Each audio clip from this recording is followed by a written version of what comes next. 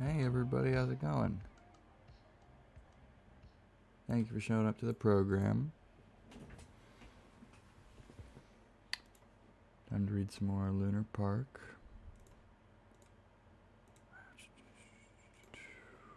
Let me find my birds.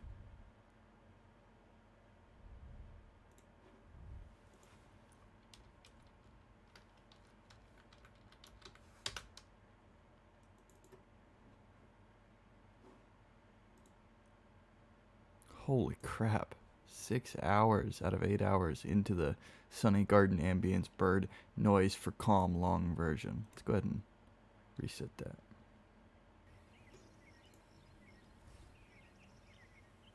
How's everybody doing? Okay.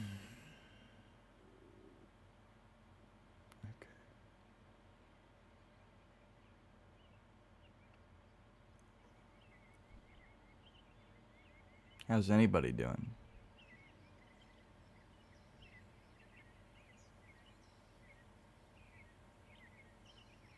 Birds and record. Yeah, I'm recording. I'm gonna give a heads up now. I'm really not feeling good tonight. Oh god, what is happening to me? I started talking and I just got worse and worse. Um, it'll probably pass. My stomach hurts and oh god, my ears are ringing really bad and I don't know, I think I got some kind of indigestion problem going on. So that might affect how long we go. I might need to get up at some point for a period of time. Just so it's not a surprise to anybody. Okay, yeah. I think it'll probably pass. But if it doesn't, and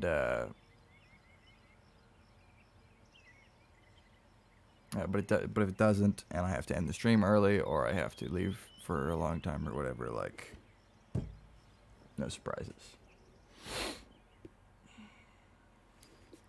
So let's go ahead and get started.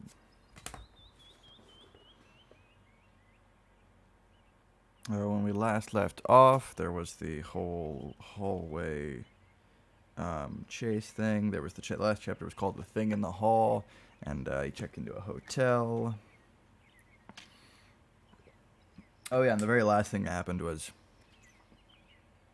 I think he sent an email to a paranormal investigator. Brett did, the fictional character Bret Easton Ellis, who bears no resemblance to any persons living or dead.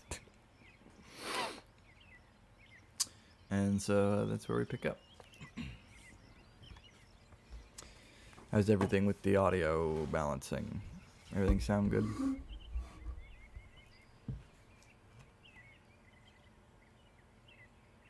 I don't know why I ask. I don't. All right. Chapter 26. The Meeting. Robert Miller called the cell phone I held in my hand as I slept. The ringing was so muffled that it was the vibration that woke me. I automatically flipped the phone open and said yes, without checking to see who it was. The conversation was brief. I was barely paying attention because I was lying in a bed in a strange hotel room and it was 9 o'clock in the morning, and from where I was squinting through my open door I could see Marta dressing Sarah for school, while Robbie sat in front of a TV with his uniform already on, both of them seemingly unfazed. An image that had the gauzy quality of a cliché dream. Someone was telling me over the phone that he'd received an email and had typed in my name on Google. The writer reminded me that this suggestion was his idea, and I had sent it along in order to legitimize myself. And that he believed I was, in fact, the man I claimed to be. He told me my case was intriguing to him. The voice suggested we meet at the Dorsia Diner in Pierce. The voice gave me an address that I scribbled down, and then last night came back. This happened when Robert Miller asked me to bring a diagram of 307 Elsinore Lane so I could point out where the, quote, major haunting sites were located within the home. We agreed to meet at 10 o'clock. I had grabbed about 3 hours of dreamless sleep, and as I hobbled into the sitting room wearing only boxer shorts and a white t-shirt stained with droplets of red wine, I tried smiling for the kids, but the smile and the concerned subsequent Hey, how's everything this morning? Word nonsense. Robbie seemed relaxed, and Sarah was blank-faced, until they both saw my bruise. Marta noticed the questions the bruise was raising. The memories of last night began trembling around the children, and immediately she made small talk about how she had called a cab from the lobby of the hotel last night that took her back to Elsinore Lane so she could pick up her car. I panicked and had to restrain myself from asking if she went into the house and what color was it now, so I could use the Range Rover today, and I thanked her. She had also contacted Rosa to explain that her services would not be needed until Miss Dennis got back from Toronto. I asked the kids how they were again. Robbie shrugged and tried to smile sincerely as he pulled his eyes away from my face. Okay, I guess. Sarah was, luckily, lost in her meds and had trouble pulling on a sweater. Marta would take the kids to school, regardless of last night. They needed the return of routine, and bring them back to the hotel late that afternoon. Marta said this firmly, as if she expected disagreement, but since Jane had made this demand, there was nothing I could do to alter it. Both Sarah and Robbie wanted to visit Victor in the kennel before heading to Buckley, and Marta assured them they could. I wanted Marta to deal with the kids, since I was clearly in no shape to do so. My assumption was that the longer they stayed away from me, the better off they were. After everyone left, I got up the nerve to look at my face in a mirror. I gasped. The Dorsa Diner and Pierce sat off a bleak section of the interstate, where the surrounding land was dead and flat, except for the huge eucalyptus trees that had burst up from the ground, trees that I was positive hadn't existed the day before. I estimated the diner was about 5 miles from the field where the doll had been discarded and had killed the horse. Excuse me.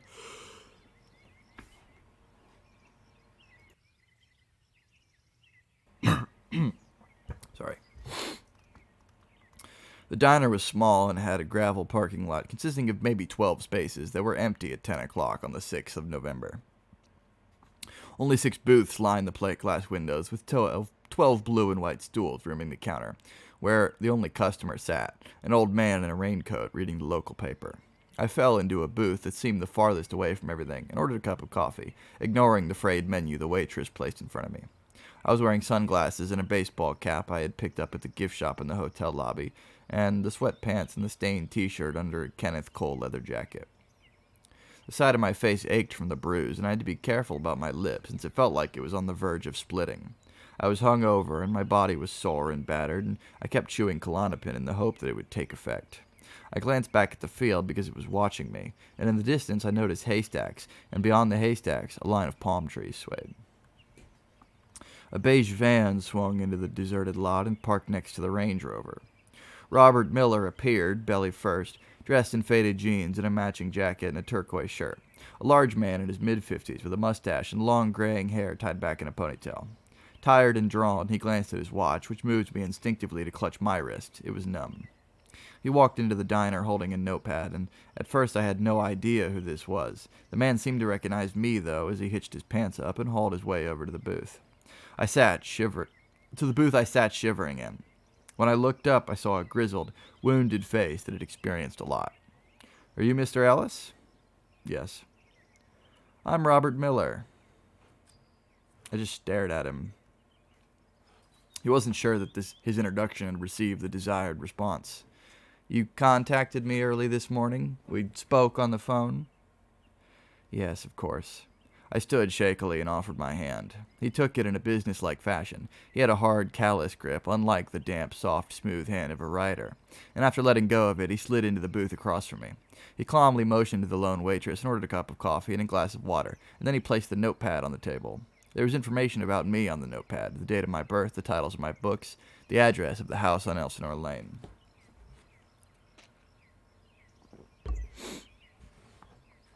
I took a moment to arrange my thoughts. I had somewhat prepared myself in the 15 minutes it took to drive to Pierce, and I thought the writer and I had constructed a fairly coherent story that would move Miller to help me.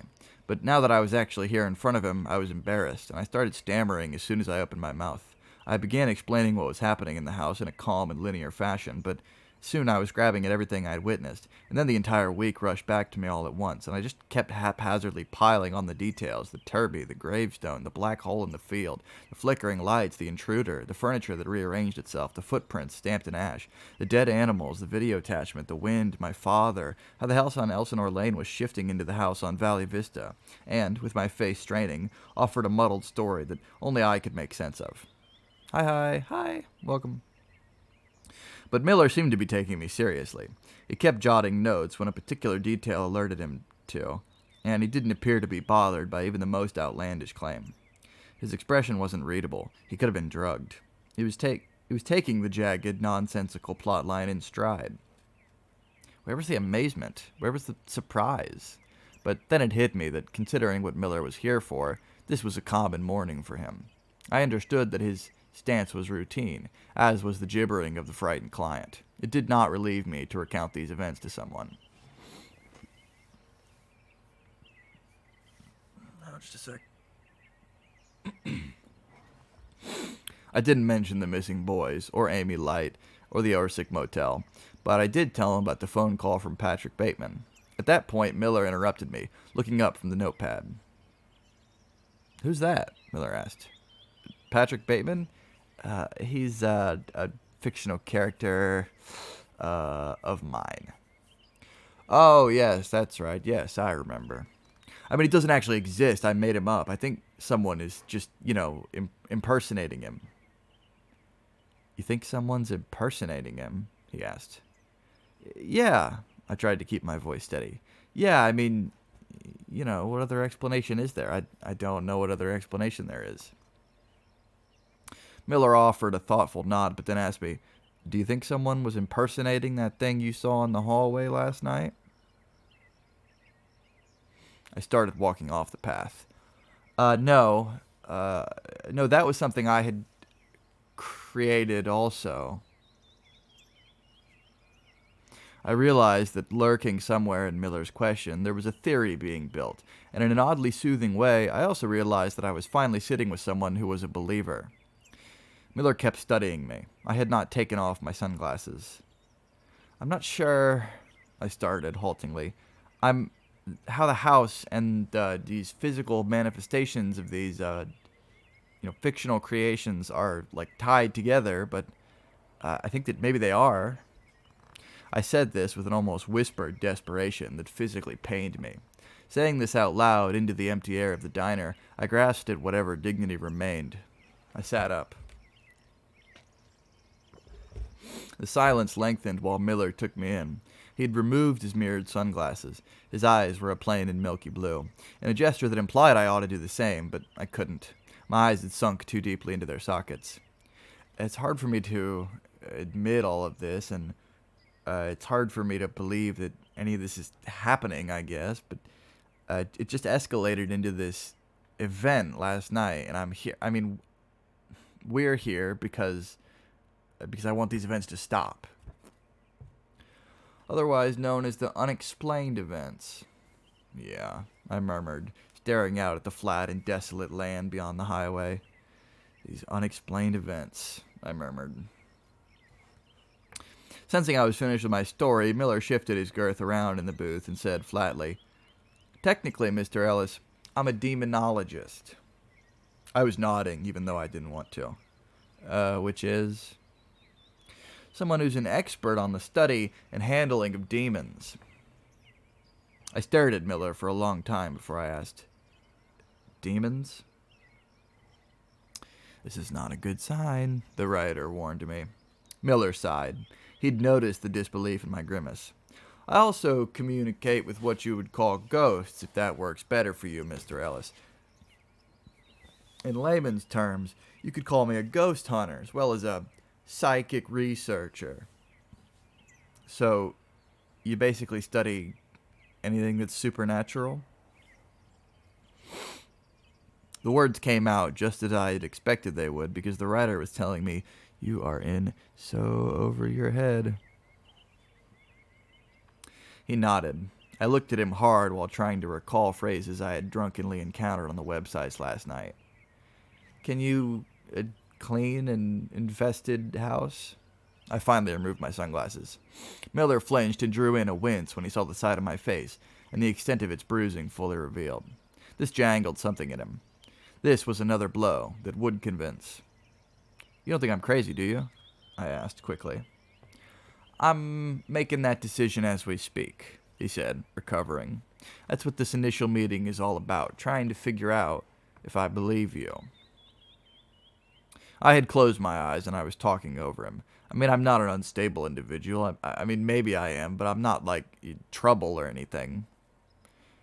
I'm not so sure about that yet, Miller sighed, sitting back in the booth and crossing his arms. Is there anything else you want to tell me? I don't know anymore. I helplessly raised my hands. Have you ever had a psychotic episode, Mr. Ellis? Miller asked.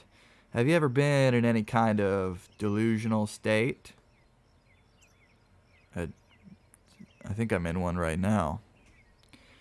No, this is just fear, Miller said. He marked something down on the notepad. Pretend this is an interview, the writer whispered. You've done thousands. Just pretend it's another interview. Smile at the journalist. Tell him how nice his shirt is. I suddenly guessed at what Miller was getting at. Well, I had a drinking problem and a problem with drugs, but I don't think that's related. And in that second, everything fell apart. You know what? Maybe I've made a mistake. Maybe it was just some kids who were pulling a prank, and I don't know anymore. And I'm a famous man, and I've had stalkers, and maybe someone's actually impersonating this fictional character of mine. And maybe all of this... Miller interrupted what was becoming a rant by asking, Are you the only target of these unexplained events? I guess I am. I guess I was, until last night happened. Is there anything you've done to anger these spirits? He asked this as if he casually wanted the opinion of a book I'd recently read, but it implied something sinister to me. What are you saying? Do you think this is my fault or something? Mr. Ellis, there's no fault here. Miller said this with wary patience. I'm just asking if you've perhaps antagonized, inadvertently in some way, the house itself. He paused so this could sink in. Do you think that your presence in this house, which according to you was not infested when you first arrived, has somehow caused the spirits to become angry? Hey, listen, this thing last night, whatever the fuck it was, it went after my kids, okay? Mr. Ellis, I'm just saying that you cannot antagonize the spirit world and expect them not to react. I'm not antagonizing anyone. They're antagonizing us. This admission prodded a newfound nerve. And the house wasn't built on an ancient Indian burial ground either, okay? Jesus Christ. This flash of anger, a release, calmed me down momentarily. Miller noticed my hand trembling as I lifted the coffee cup to my mouth, and then, remembering my lip, I placed it back on its saucer. I was about to start weeping at the pointlessness of this meeting. You seem very defensive. You seem angry. Miller said this without any emotion. I feel your fear, but I also sense anger and an antagonizing personality. Jesus, you sound like my fucking shrink. Mr. Ellis. And now, Miller leaned in and shattered everything by saying, I have seen a person turn to ash because of their antagonism. My heart stopped, and then resumed beating faster than it previously had when Miller said this. I started crying softly. I put my sunglasses back on. I kept trying to stay calm, but if I believed what he just said, I would get sick. The crying was magnified by the silence in the diner.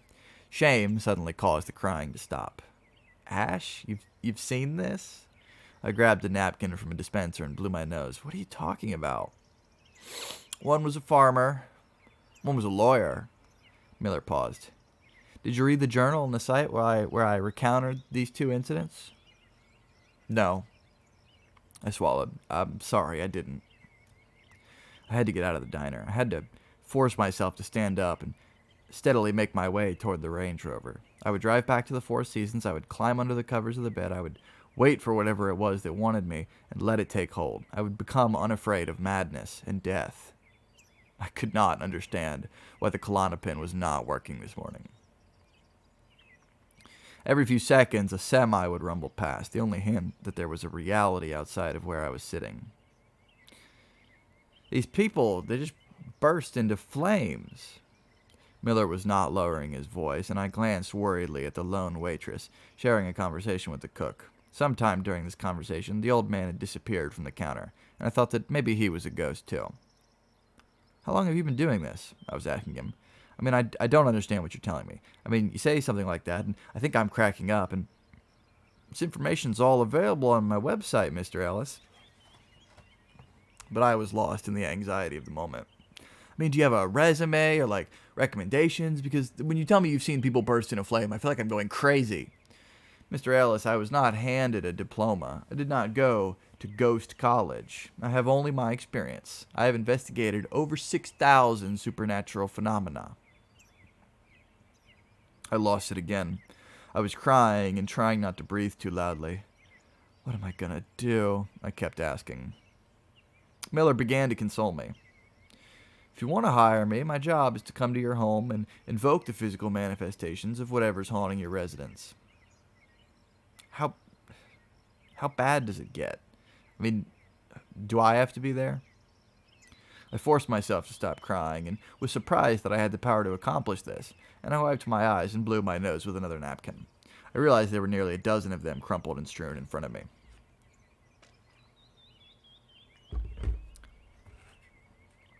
How bad does it get? Miller actually said the following. "I once dealt with an accountant who said he was possessed.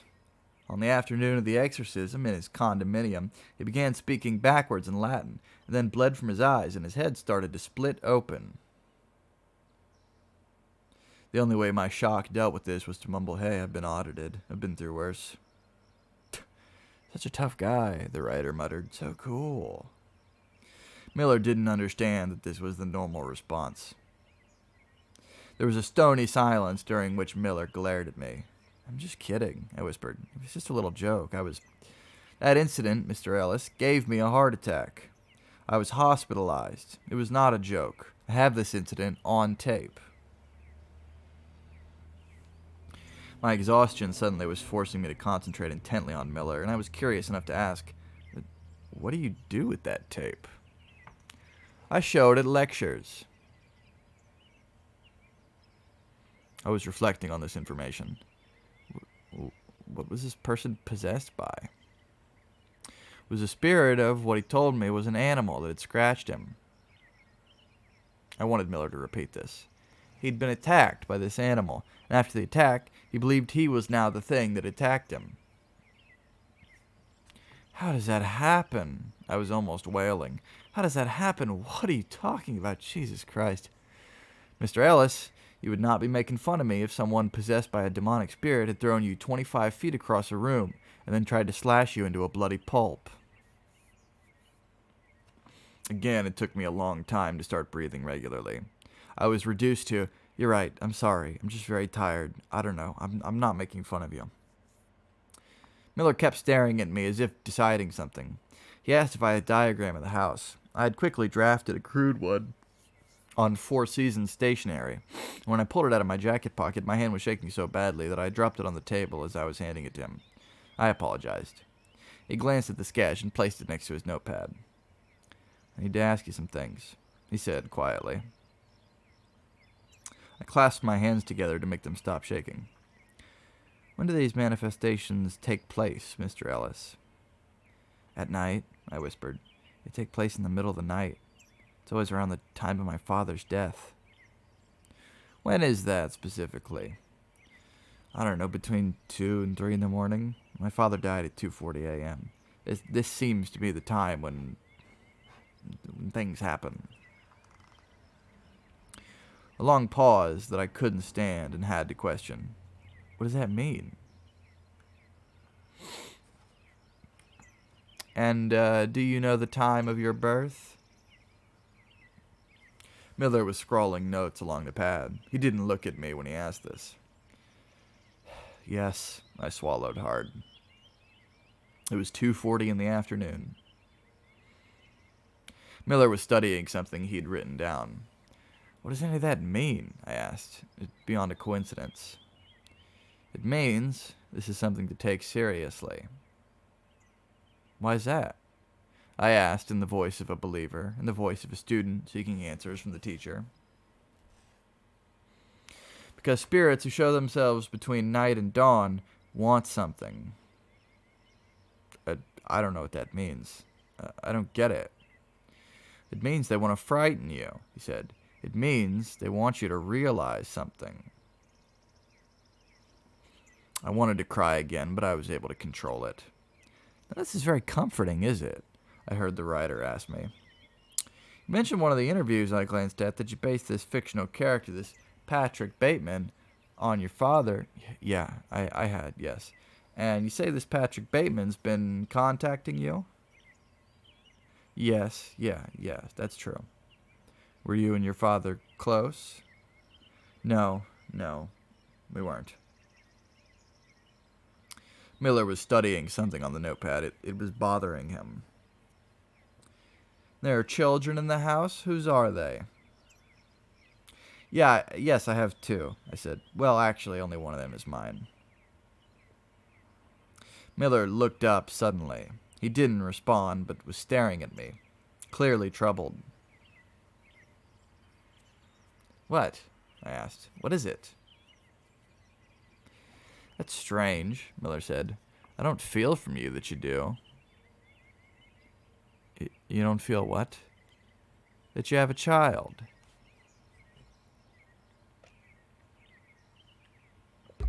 My chest ached.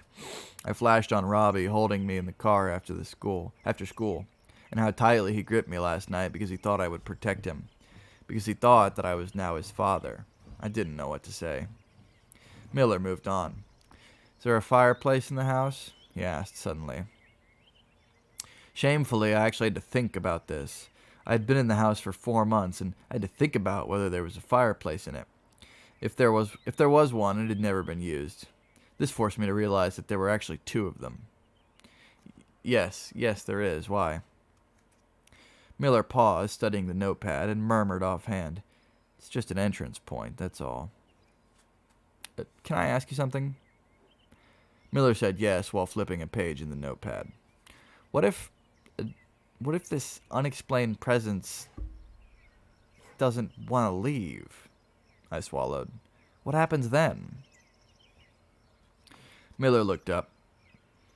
I have to let them know that I'm helping them move on to a better place. They're actually quite grateful for my assistance. He paused. These are souls in distress, Mr. Ellis. Why are they distressed? There are a couple of reasons. Some of them haven't realized yet that they're dead. He paused again. And some of them want to impart information onto the living. It was my turn to pause. And you resolve this problem for them? It depends, he shrugged. On what? Well, on whether it's a demon, whether it's a ghost, or, in your case, whether the things you created, these tortured entities, have somehow manifested themselves into your reality. But I don't understand, I was saying. What's the difference between a ghost and a demon? By the time this question was asked, the diner had disappeared. It was only Miller and myself in a booth, suspended outside of whatever the real world now meant to me. Well, demons are malicious and powerful. Ghosts are just confused, lost, vulnerable. Miller abruptly reached into his denim jacket and pulled out a cell phone that had been vibrating. He checked the incoming number, and then clicked the phone shut. During this movement, he continued talking, as if he'd given this information 1,000,000 times before. Ghosts draw their energy from any number of sources: light, fear, sadness, anguish. These are the things that might make the spirit precedent. Ghosts are not violent. You have demons, the writer whispered. Demons are a manifestation of evil, and they haunt people who have carelessly let them into their lives. Remember what I said about antagonism?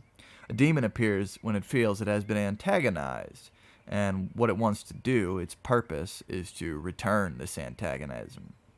Demons are angry. You have to help me, I was saying. You have to help us. You don't need to convince me that you're a frightened man anymore, Mr. Ellis, Miller said. I know you are. Okay. Now what? I'll come to your house and determine the nature of the haunting. And then what? I asked, hopefully before saying, thank you. Well, if a demonic presence is in your house, and it sounds like it, then you're in for a battle. Why? Because whatever this is draws on your fear. They draw on the collective fear that's in the house. And depending on the amount of fear, the damage some of these spirits cause can be catastrophic. Why did this happen to me? Why is this happening to me? Well, it sounds as if you're being haunted by a messenger. Miller paused. By your father and by Patrick Bateman and by something you created in your childhood. Excuse me. But what's the message? What does it want to tell me? Could be any number of things. The world no longer existed. I was just staring at him. I didn't feel anything anymore. Everything was gone except for Miller's voice. Sometimes these spirits become whoever you are. Miller studied me for a reaction. There wasn't one. Do you understand that, Mr. Ellis? That these spirits might be projections from your inner self? I think that I'm being warned. By what? By, I guess, my father? I think my father wants to tell me something. From the information you've supplied, this might be very likely.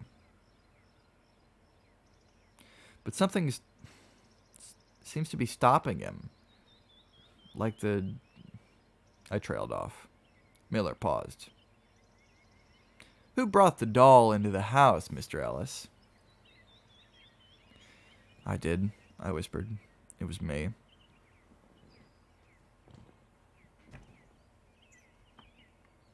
And who created Patrick Bateman? In a whisper. I did. And the thing you saw in the hall? Another whisper. Me. I was brought back when Miller pushed his pad across the table. There was something on it he wanted me to see. Okay, no, I can do this. I can get through this part. There was something on it he wanted me to see. I noticed a word spelled in capital letters. Terby. Below this, the word spelled backward. Ybret. Why, Brett? I finally hitched a breath. What's your birth date, Mr. Ellis? I heard Miller asking. It's March the 7th. Miller tapped the bottom of the notepad with his pen. Miller had drawn a slash between two numbers, in red ink. 307 Elsinore Lane. Could we just move to another house? I was panting. Can we just get out of the house? I couldn't control it. Can we just move somewhere else? Miller grabbed my hand to calm me. Mr. Ellis, in this case, I don't think that's an option. I couldn't breathe anymore. Why not? Why isn't it an option? Because the house may not be the source of the haunting. I had started weeping again. But if the house is not the source, Mr. Ellis, I could hear Miller, but he wasn't visible. But if the house is not the source, what is the source of the haunting? Miller finally said it. You are. End of chapter 26.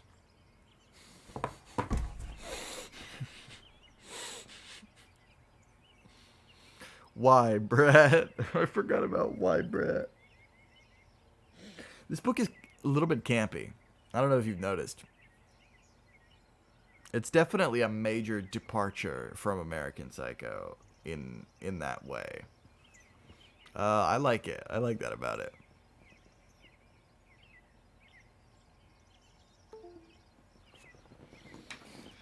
God, it's been a half hour already.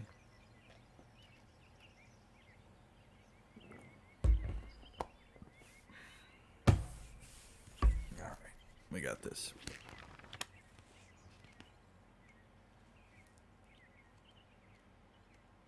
We're on chapter 27 of like 31 or 32.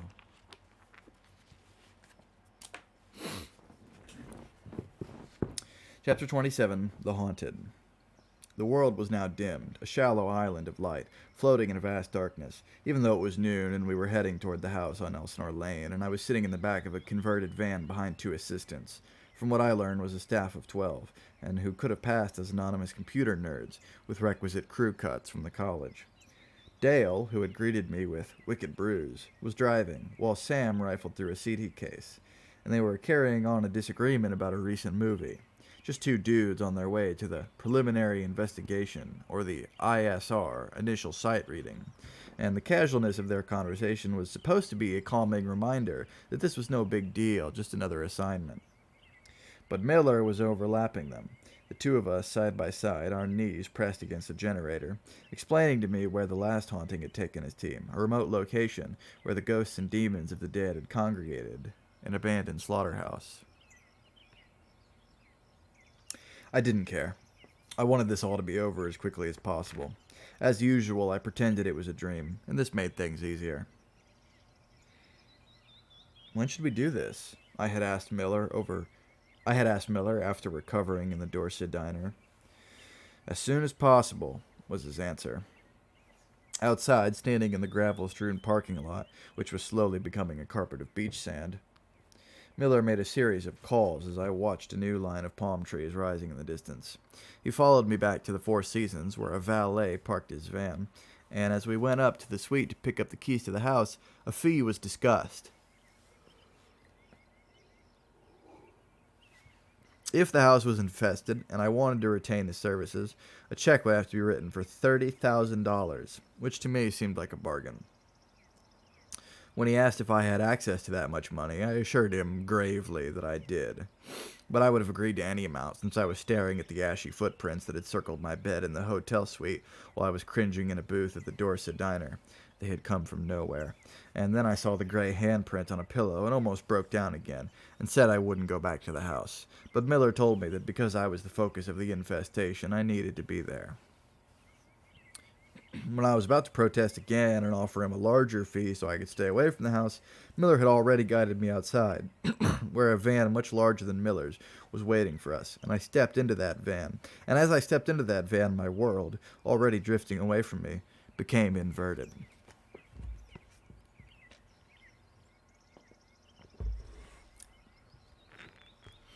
Miller was explaining that what the various pieces of equipment were for, and I strained to pay attention, but couldn't focus on anything except the fact that we were heading back to the house.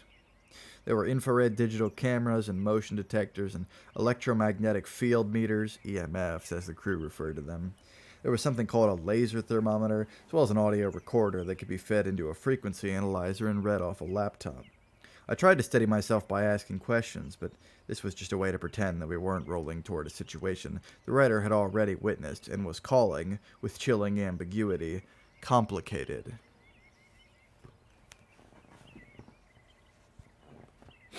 I heard samples of Miller's dialogue skipping through my mind. Vaguely gesturing at something, I asked, "What does that do?" "An EMF," I heard. "Filters out normal electromagnetic frequencies." "What does that mean?" I inquired dreamily. "Like from a computer, or a TV, or a phone, or even a human body, all of which can give a false reading." Miller's voice had a rubbery quality, and it was bouncing around inside the van, moving away from me, echoing. "And what's that?" I found myself pointing at a large, bulky machine that resembled an oversized air conditioning unit. "A galvanometer. It registers unexplained energy flow." Of course that's what it is. You knew that, Brett." I was now hunched over and about to lose it again as the van was gliding toward the corner of Bedford and on to Elsinore. The house sat innocently in daylight, but even in daylight it seemed menacing. I was scowling with fear because I couldn't help studying it as the van pulled into the driveway. "Here goes," one of the guys said. They both eagerly exited the van. They had been filled in on the various particulars of the situation, and they were ready to party. They moved to the doors at the back of the van and started unloading equipment with frat boy expectancy. I wasn't aware I had left the van and was floating toward the house until I was standing so close to it that I could have touched the thing. The front of the house was now the same color as the side of the house. The writer forced me to notice this since I was blind. "Look," the writer said. "Touch it." The wood had turned to stucco. Because of this, I couldn't go back into the house. I walked away. Miller followed me out into the field behind the house, and then I was pacing, and then I was standing still again. I couldn't control my breathing. My mouth was dry and chalky from chewing Klonopin tablets. "You'll be protected," Miller promised. "This was not a case of possession," he assured me. "You need to be in the house," was his gentle order. "Why?" I pleaded. "Why?" "Because you are its focus. Because we need to find out what the source of the haunting is." They needed to invoke the spirits. And you're being used as bait. Don't you get this now, Brett? I didn't even crave a drink at this point. I would have thrown up if I swallowed that alcohol. "Pass that sage advice along. Want to stay sober? Move into a haunted house." Miller impatiently redirected me to the house because there was nowhere I would be safe if this was not dealt with. The writer prodded me along with a reminder of the ashy handprint on the pillow. My response: "If there's anything inside the house, I don't think I can take it." I hesitated and then shuffled quickly toward the front door. I slipped the key into the lock. I opened the front door. I stood in the foyer. The house was silent. Miller stood beside me. "Where have the main occurrences taken place?" I was asked. The three men were waiting for me to guide them to the hallway of flickering lights, the master bedroom that had been invaded, the living room that was now the living room of Valley Vista. Just a brief intake of breath as I glimpsed the dark green shag that was still growing, and then I had to turn away. Miller was studying the office door, unhinged, gnawed on. "Yeah," I said, "it happened." While Dale and Sam began setting up equipment throughout the house, I showed Miller the video attachment I'd received. I couldn't look at it, so I wondered. Upstairs, I peered into Robbie's and Sarah's rooms, and then, delicately, I didn't go in, the master bedroom. The unmade beds in all three rooms relieved me. There was no sign of the Turby anywhere, but that didn't mean anything. Back in my office, the video was ending. My father was staring out at us. "Robbie. Robbie." Miller turned to me wordlessly, unimpressed. "All electrical appliances need to be unplugged," was all he said. "Why don't we just turn off the fuse box?" I asked. "We'll do that as well." The equipment would be plugged into the generator that had been dragged into the foyer and was sitting at the bottom of the staircase. While we began the process of unplugging anything connected to a power outlet, everyone began feeling it. I pretended not to. There was a new pressure in the house. It was weighing down on us. I tried to ignore the moment our ears started popping, but when Sam and Dale laughed, I had to accept it. Once everything was disconnected, Sam and Dale began plugging various cords into the generator. The infrared video cameras and sound-activated microcassettes were mounted on tripods. Sam would oversee the one placed in the upstairs hallway. Dale would oversee the one placed in the master bedroom. And Miller would oversee the one placed in the living room, with the widest field of vision, including the foyer. And the staircase. Each of them held an electromagnetic field meter, an EMF. All the curtains and blinds in the house were drawn shut, I didn't ask why, and the interior of the house darkened considerably, but with enough light still scratching through from outside. Once Sam and Dale were in position upstairs, Miller asked me to turn off the fuse box. It was located in the hallway that led to the garage. I opened it. I breathed in as I shut off the power. Walking quickly back to Miller's side, I realized that this was the quietest the house had ever been. During this thought, all three EMF meters started beeping instantly, in unison. According to the flashing red digital numbers, I saw our reading jump from 0 to 100 in what seemed like less than a second. Immediately, the camera sensed something and started whirring, moving in a continuous circular motion atop the tripods. "We have liftoff," I heard one of the guys whoop from upstairs. The beeping suddenly became more insistent. The cameras kept flashing as they turned. The locks on the French windows in the living room made a cracking sound. Another cracking sound, and the windows swung outward, causing the green curtains to start billowing, even though it was a cold, still November afternoon. But then they stopped billowing. "Curtains weren't there last night," the writer said. "Don't you recognize them?" the writer asked. "Think back." Air gusted over us, and the faint sound of something being pounded echoed throughout the house. The pounding continued. It was moving through the walls, and then into the ceiling above us. The pounding was competing with the sounds from the EMFs, but the pounding soon overtook it. I shut my eyes, but the writer told me that the pounding culminated when a huge puncture appeared in the wall above the couch in the living room. Later, the writer told me that I had screamed while standing perfectly still. And then, silence. The EMF monitors stopped beeping. "Hooah!" This from one of the guys upstairs. The other whooped gleefully again. They had been on this ride before. Miller and I were breathing hard. I didn't care if I appeared afraid. "I'm sensing a male presence," I heard Miller murmur, scanning the room. "The lights are flickering, Bob," Sam called down from the upstairs hallway. From where Miller and I stood, we looked up and could see the flickering lights of the sconces reflected in the massive window near the top of the stairs. It seemed as if something knew we had noticed this, and the flickering stopped abruptly. Miller was now standing in front of the freshly punctured wall. He stared at it humbly. An angry man. Someone very lost and angry. I was so afraid I couldn't feel myself. I was just a voice asking, "What does that mean? What's going on? What does it want? Why is it stopping?" Miller scanned the ceiling with his EMF. "Why did it stop?" I kept asking. Miller answered quietly. "'Cause it knows we're here." This was part of his performance. He was trying to project self-assurance, confidence, a sense of command, but there was one lucid fraction within me, peering through the fear, that knew whatever resided in this house was going to defeat us all in the end. I flashed on, "You resided in this house, Brett." "'Cause it knows we're here," Miller murmured again. He turned to me. "Because it's curious." We waited for what felt like eternity. The house seemed to grow darker as time passed.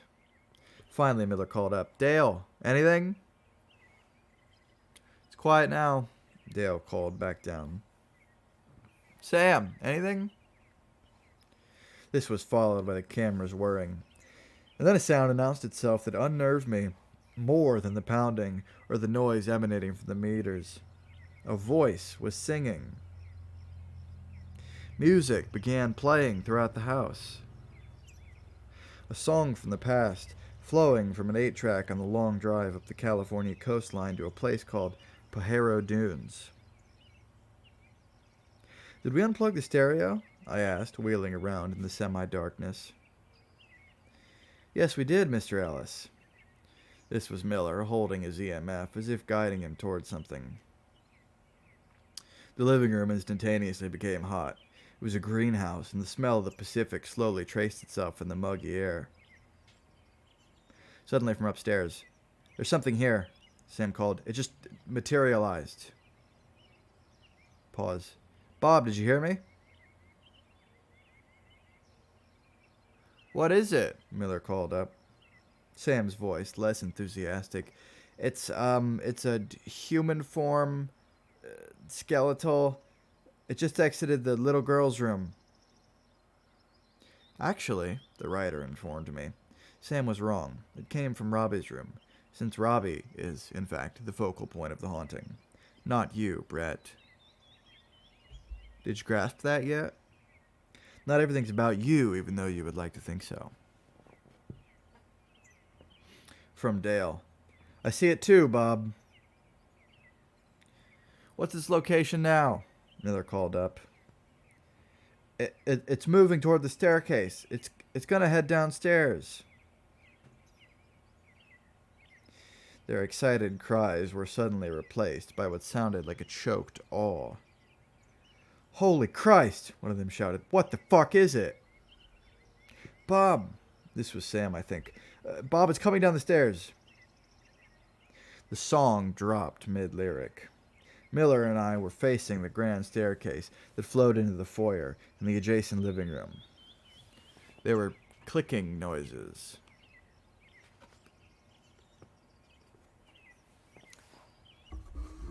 I am not going to defend what I'm about to describe. I'm not going to try to make you believe anything. You can choose to believe me or you can turn away. The same goes for another incident that occurs later on. The only reason I witnessed this was because it happened so quickly, and the only reason I didn't immediately turn away was because it seemed fake, like something I'd seen in a movie, a prank to scare the children. The living room might as well have been a screen, and the house a theater.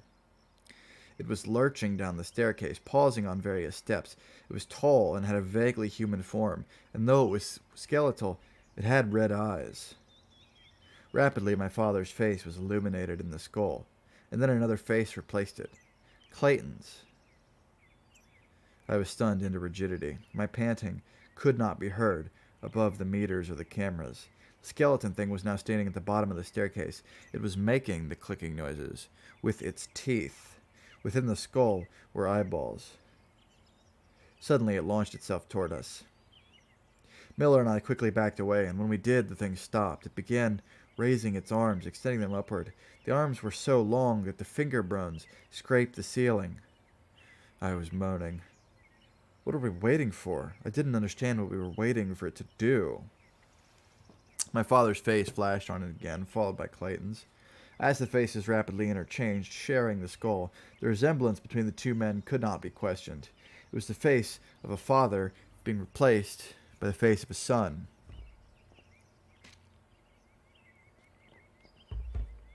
It kept clicking its teeth as if chewing something invisible. Its fingers started trailing across the ceiling as it moved toward us.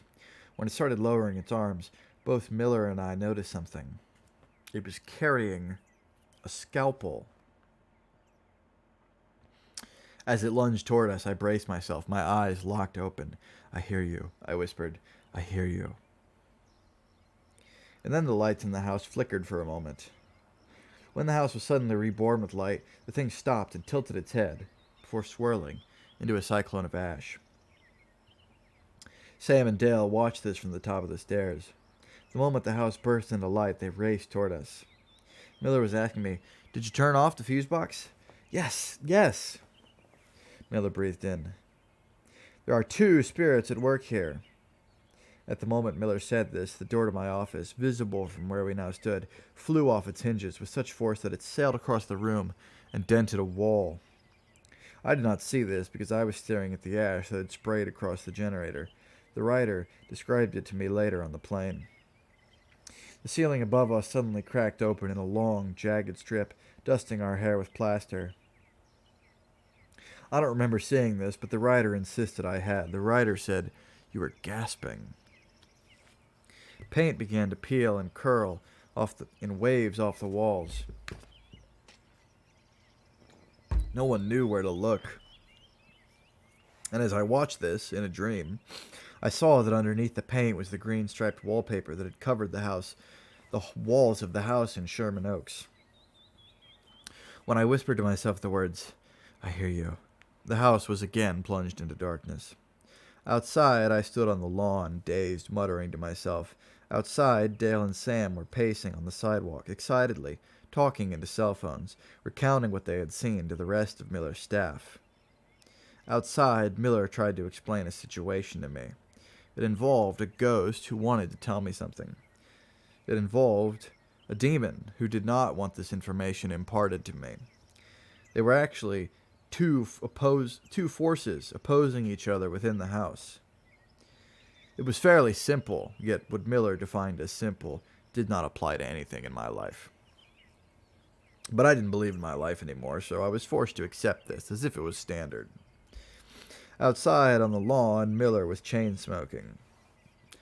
Miller tried explaining things, but you wouldn't listen. You just said, get rid of it. You were standing in one place. You weren't aware of anything. You didn't admit that the words you'd whispered made the thing dissolve into ash. You were thinking that you would come back later in the afternoon. You were thinking of burning the house down. The house will need to be fumigated, Miller was saying. It would need to be fumigated because the spirits could enter any living thing in the house, and this included any animal or insect life, in order to continue their existence. After the fumigation, it would take 24 hours to set up the equipment required to cleanse the house. The entire process should take less than 2 days. But what was happening after the fumigation? Had I missed something? Did any of us still exist? What world had I moved to? What was occupying my mind? What will happen after the fumigation, Miller said, lighting another Newport, is an exorcism. I'd started making a plan. Mr. Ellis, I'm curious about something. I did not know that my plan was coinciding with Miller's. Was your father cremated? I was going to travel, and I nodded my answer. Where are your father's ashes? I was going to fly across the country. Did you spread them according to his wishes? I was shaking my head silently because I understood what Miller was saying. What were you supposed to do with them? I was going to reorganize myself. Mr. Ellis, are you here with us?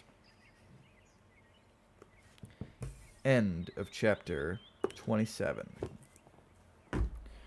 And that's as far as we're going today, because like I said, but that was a fun section. That was a fun 2 chapters. A little bit of ghosty activity, a little bit of camp, a little bit of scares.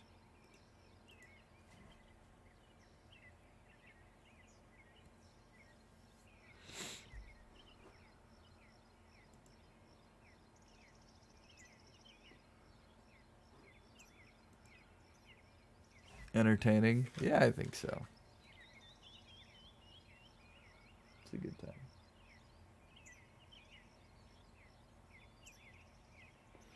Yeah, we're coming to the very end, though. Jeez, coming up on it. We're going to start chapter 28. Let me look at the page counts and see if we're going to finish it next time.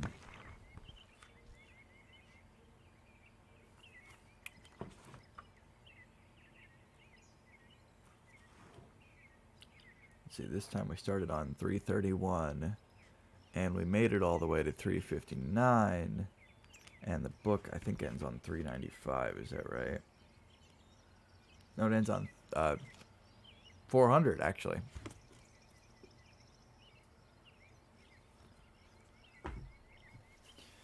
Feel like a little bit like being bugged by yourself, if that makes sense. Yeah, I think that's probably right. I mean, I think there's probably I find there to be a significant amount of crossover between the way Clayton talks and the way Brett describes his inner writer talking.